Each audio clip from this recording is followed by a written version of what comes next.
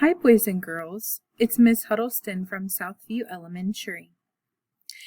Today in our reading mini lesson, we talked about author's purpose and how sometimes the author writes books to get you to think about or do something.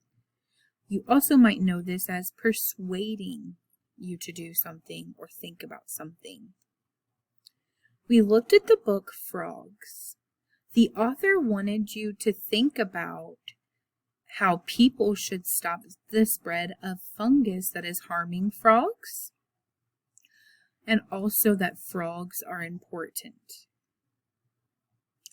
If we look at the book Dolphins, the author wanted us to think about how people are the greatest threat to dolphins, but people can also help the dolphins the most. In the book Giant Pandas, the author wanted us to think about how people are a natural enemy of pandas. China is trying to increase the number of pandas, and that it's fun to watch pandas because they are one of the most appealing animals in the world.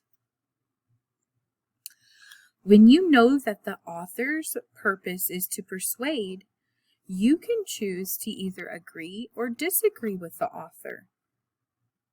When you read today, think about the author's main purpose. Ask yourself, does the author want to persuade or convince me? Does the author want to entertain me? Or does the author want to just give me some information? Make sure that you mark your page with either a bookmark or just remembering the parts that show you the author's purpose of your book, and bring those when we come back together. Thank you so much and have fun reading.